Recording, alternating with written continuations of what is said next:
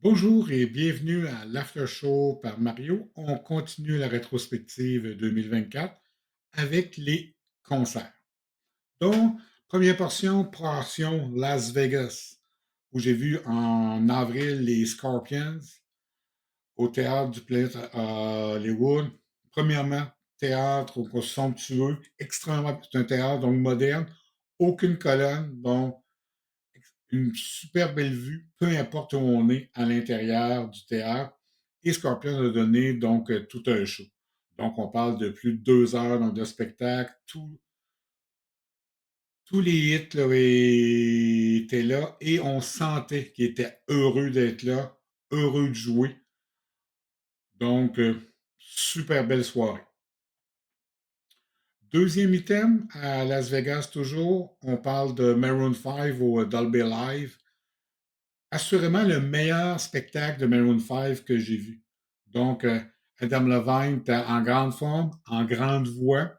Encore une fois, tous les hits ont été joués et on sentait aussi, c'est aussi, on sentait qu'ils étaient heureux d'être là, heureux de jouer. Ils ont fait lever la foule du début là, à la fin de passer le spectacle, donc debout.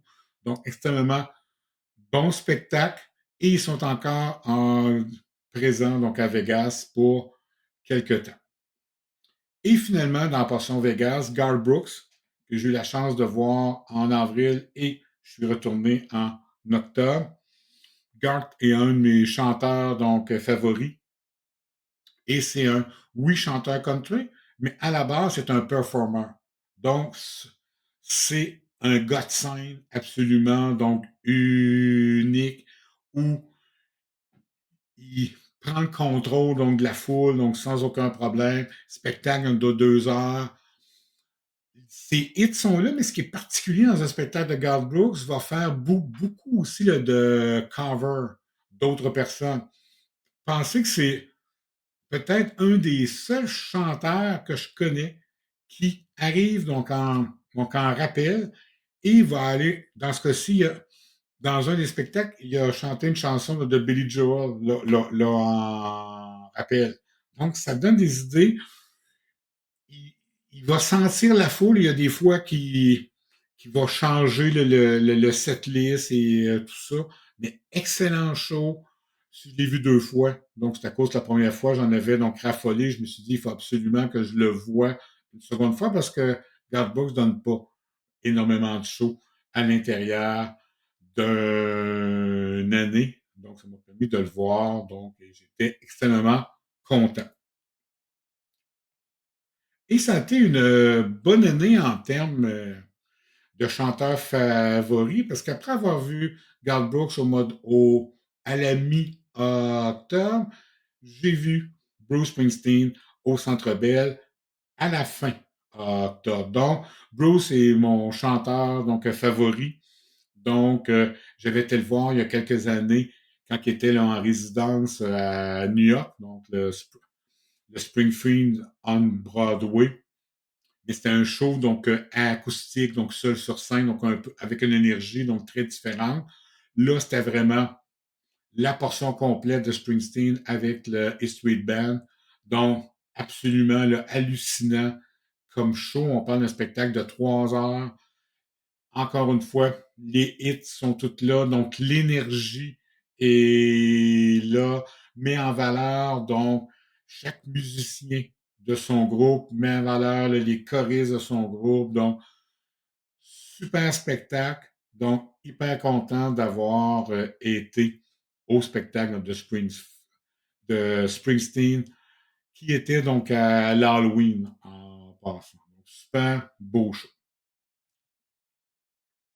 Si on tombe dans les éléments plus québécois, la tournée, donc Pianoman 3, donc je l'ai vu, là, comme vous marquez, là, à quelques reprises, et les choses sont différentes d'une fois à l'autre. Il faut savoir qu'il fait varier le contenu, l'ordre des chansons et tout ça, mais Christian-Marc Gendron est un showman, donc exceptionnel. Donc, chante bien, joue bien. Dans les 3 cas, il y avait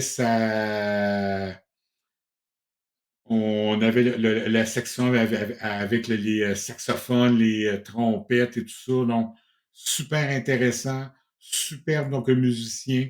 Donc, un show donc absolument donc exceptionnel que j'ai revu donc il y a quelques semaines là, en début janvier au Capitole avec une nouvelle version encore. Donc, oui, il y a une base qui est similaire, mais oui, on a des éléments supplémentaires. Si on tombe dans la portion donc rock féminin, au Capitole, on avait Queens of Rock avec Elisabeth Diaga, tout un show. Donc, elle présente les grandes, non pas les grandes divas, mais vraiment les grandes dames du rock.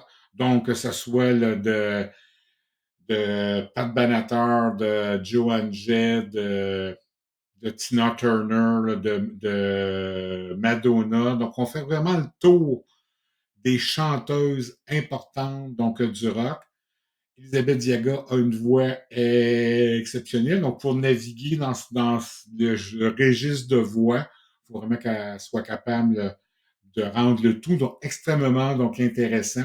Super bon show et qui devrait être de retour à un moment donné au Capitole. Toujours dans la portion donc féminine, spectacle que j'attendais donc énormément donc au centre Vidéotron cet automne. J'aime beaucoup donc Hailstorm. Donc j'avais pris mon billet premièrement à la cause de Hailstorm, mais mais Evanescence était la pièce donc maîtresse et la surprise dans tout ça c'était The Warning, un groupe féminin formé de trois sœurs donc du Mexique, mais qui font du rock, donc exceptionnel. Donc, super bonne première partie. Donc, on a eu The Warning en première partie, on a eu Hailstorm donc, par la suite et Evanescence. Donc, super belle soirée de rock, donc féminin. Donc, ça a été super intéressant. Si on tombe dans un volet plus francophone, spectacle que j'ai été voir cet été, mais qui tournait déjà depuis quelques temps, celui de Michel Rivard, donc le Tour du Bloc. Donc, c'est une rétrospective chanson, oui, de Beau Dommage, chanson de Michel Rivard, spectacle, donc, intimiste dans sa présentation, mais avec, donc, naturellement, l'ensemble des musiciens, le nécessaire pour rendre le tout super beau spectacle avec donc des introductions de Michel Rivard, qui est un super conteur, donc avant chacune des pièces, donc qui nous présente de où vient la pièce, dans bien des cas, comment qu'elle a été créée, c'est quoi donc son historique. Donc, extrêmement bon comme spectacle, donc le Tour du Bloc de Michel Rivard. Et Michel Rivard est en tournée avec un nouveau spectacle, avec des nouvelles chansons, et ça prouve qu'il n'a pas perdu la plume, il est encore capable de composer des super belles chansons. Parlant de belles chansons et de personnes qui ont une bonne plume, présentation de Zachary Richard dans le cadre du Festival d'été. Le Festival d'été, cet été, avait une version en salle pour quelques spectacles, dont un qui était la présentation de Zachary Richard. La seule chose que je peux vous dire, c'est que à 75 ans, si je suis encore en forme comme lui, je vais être super content. Donc, il a donné un spectacle de 3 heures. Donc, avec naturellement l'ensemble de ses chansons de populaires. Il y a, tout comme Michel Rivard le faisait dans le Tour du Bloc, avait donc des introductions pour les chansons, expliquait dans bien des cas de où elle venait, mis en valeur naturellement l'ensemble de ces musiciens. Quand on arrive avec des versions de chansons, dans certains cas, de quasiment donc 10 minutes, On peut se douter que c'est des cas donc assez spéciaux. Il faut vraiment que les musiciens soient présents et tout ça. Des zones plus d'improvisation, mais super beau spectacle. Très heureux d'être allé voir celui de Zachary Richard. Et toujours dans la version française, on parle du spectacle de Brel et Barbara, donc Héros fragile, avec Julie Déhoux et Renaud Paradis. C'était la quatrième fois, je pense, que je voyais donc le spectacle. La première fois, donc au Petit Champlain. J'avais vu lors de la création donc du spectacle qu'ils avaient fait dans une formule très intimiste pendant la pandémie où on était à peu près 60 dans la salle. Mais ce spectacle-là est absolument le rafraîchissant. Un, ça nous présente la vie de Brel, la vie donc de Barbara, et ils ont donc sont seuls sur scène avec donc un pianiste qui les accompagne. Et le pianiste a une part de narration et de présentation aussi à l'intérieur, mais c'est pas juste la chanson, c'est vraiment présenter la vie de Brel, la vie donc de Barbara, comment ils ont interagi ensemble, comment ils ont vécu ça, comment les chansons ont été créées, comment ça s'est présenté, le rappel donc, de certains spectacles donc importants, malheureusement le rappel de leur mort aussi. Mais la version que j'ai vue au Petit Champlain était de loin la meilleure des quatre. Les deux interprètes et le pianiste étaient en grande forme.